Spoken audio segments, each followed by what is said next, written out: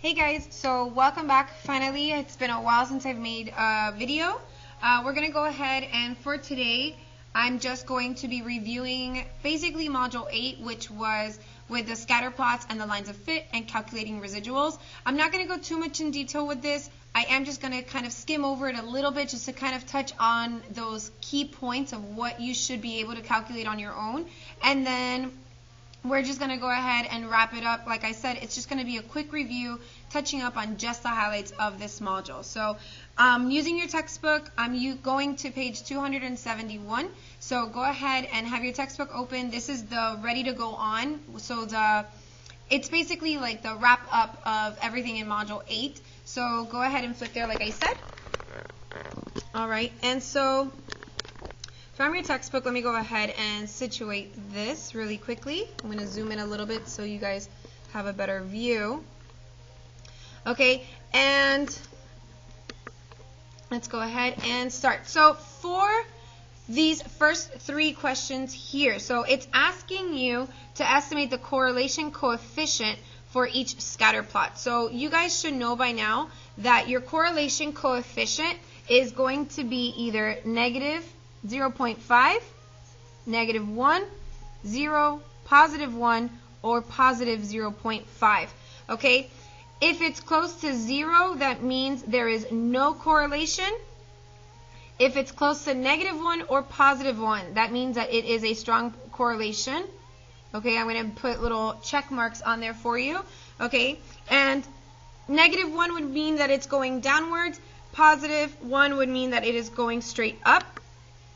And a negative 0.5 or a negative 5, that means that it's still a negative correlation or a positive correlation, but that it's just a little bit weak or spread apart a little bit. So in this case, you can see that this is a positive correlation. It is kind of going straight up.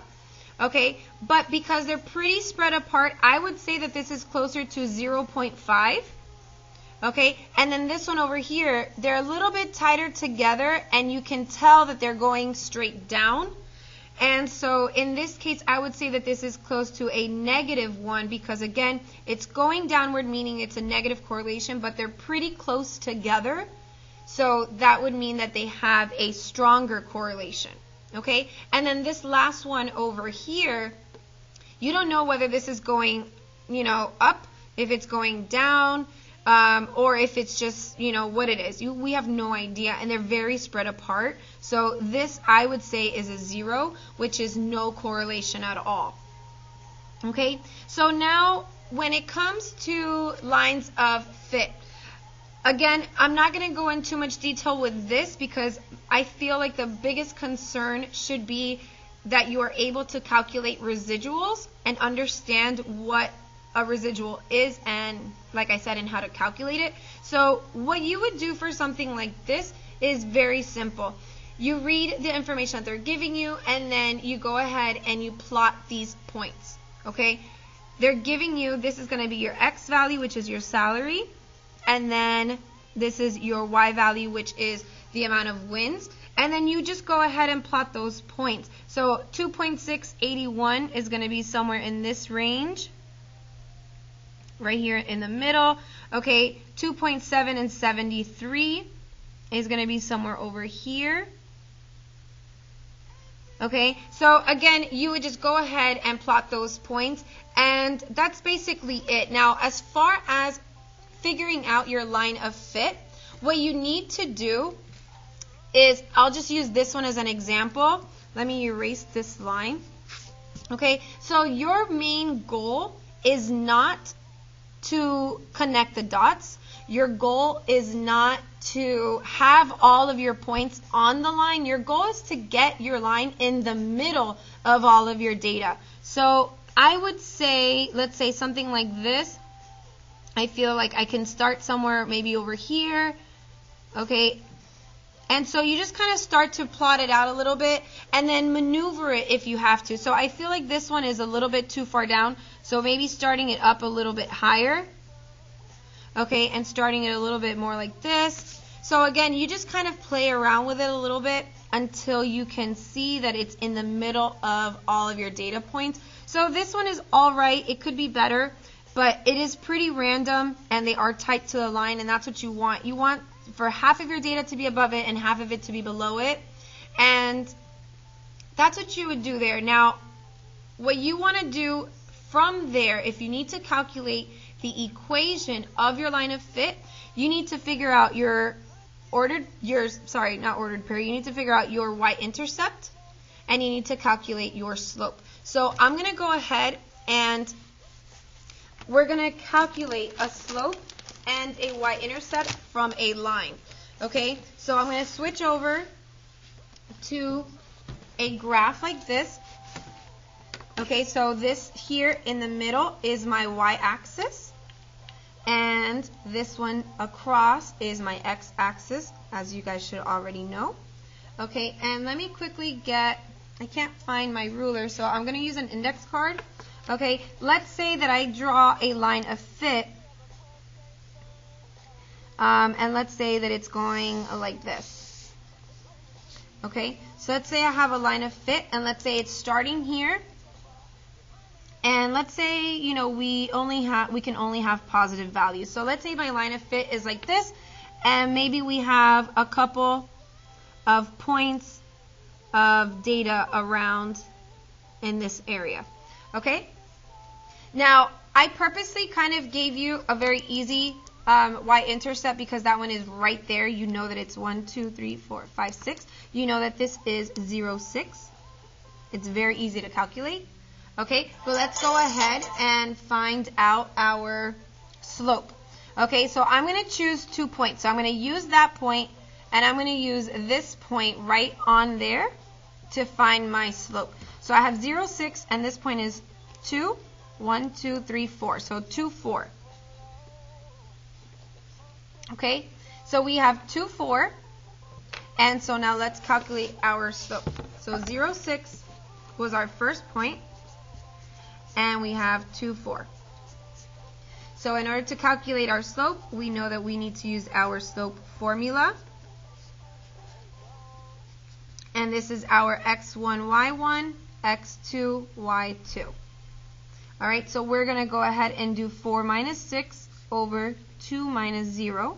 4 minus 6 gives us negative 2. This gives us 2. And so we have a slope of negative 1. So with a slope of negative 1, okay, I can actually, let's say that I did not know that my intercept was at 6. So I can use this point and maybe this point down here and calculate my y-intercept. So let's say this is let's say 1, 2, 3, 4, 5. So this is 5, 1. Okay?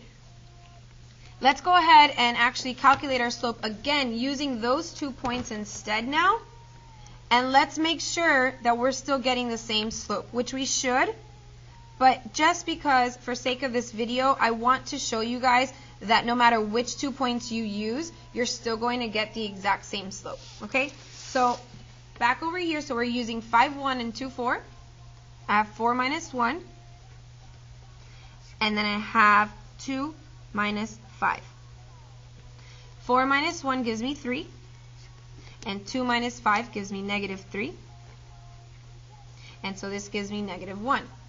So again, I got my exact same slope. Now, using these 2 points, I can go ahead and figure out what my y-intercept is, and this is the same steps that you would be taking to find out your y-intercept from your line of best fit. A lot of times, your y-intercept might actually be a decimal.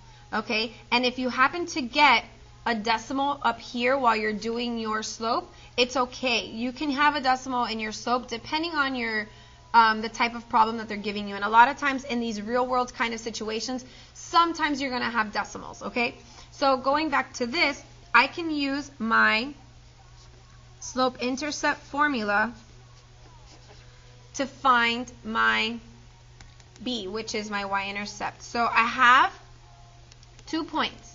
Okay, I have 5, 1 and 2, 4. I'm going to go ahead and use 2, 4 just because it's smaller numbers and I kind of want to keep my numbers small.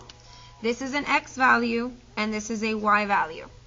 Okay, so I have x, I have y, and I have my m, which is my slope.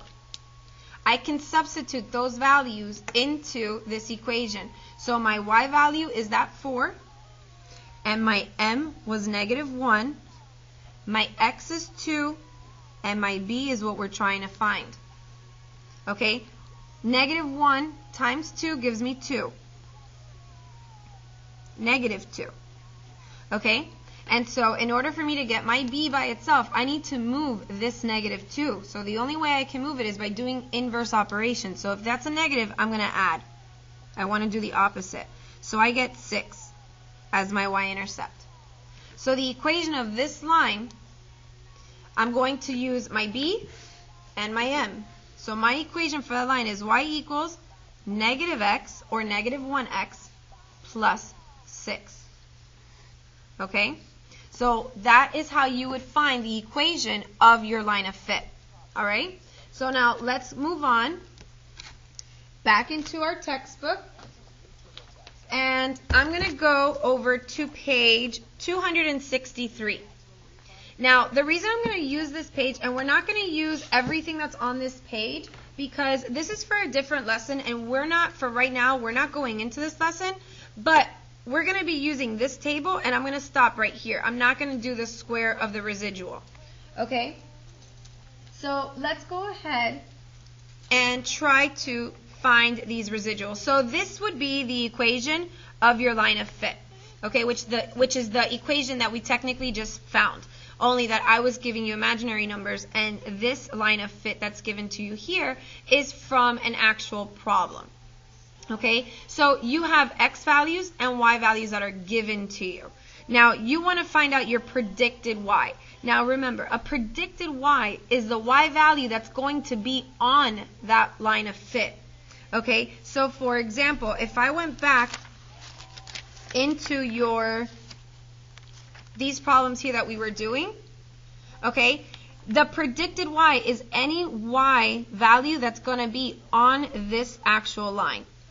Okay, and my residual is how far away this point is from that line of fit. So you see, if this is my line of fit, you see how close these points are to my line? And do you see, if this was a line of fit here, okay, do you see how far away these points are? Some of these are really far away and some of these are really, really close, meaning this is a very bad line of fit because they're really far away from the actual line. Okay, this one's obviously much better because they're much tighter around the line of fit. That's what you guys need to understand, the concept of understanding what a residual means, okay, is basically, you know, halfway there once you can understand what it means. So the residual is the distance away this point is from the actual line, okay, and that predicted y value, this, what it says here, predicted y, is the y that's on the line of fit. Okay, so now that we got that out of the way, how do you calculate that predicted y? Well, what you need to do is use the equation of the line of fit. So a lot of times it's either you're going to create your own line of fit, and other times they're going to give it to you. A lot of times they might actually give it to you. Okay, so in this case, obviously, like I said, they're giving it to you. So I'm just erasing my whiteboard here for a second. And so we are using this equation here. 0.25x plus 29. Okay, now we're going to substitute these x values that are given to us into this equation to find this. So you see that the first one they went ahead and did for us, because 0 into x, 0 times 0.25 gives you 0, plus 29 is 29. So now we're going to do these next ones. So we're going to do y equals 0.25 times 10, which is the first value, plus 29. Okay?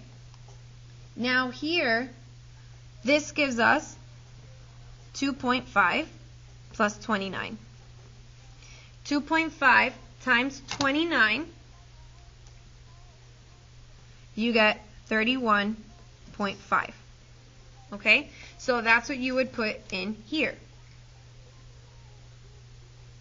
Okay, now let's do the next one. Okay, the next one is using 20. So you have times 20. So you have 0.25 times 20, which gives you 5, plus 29. Okay, and that gives you 34. Okay, so now that's 34. And now we're going to move on to 30. So now we have 0.25 times 30,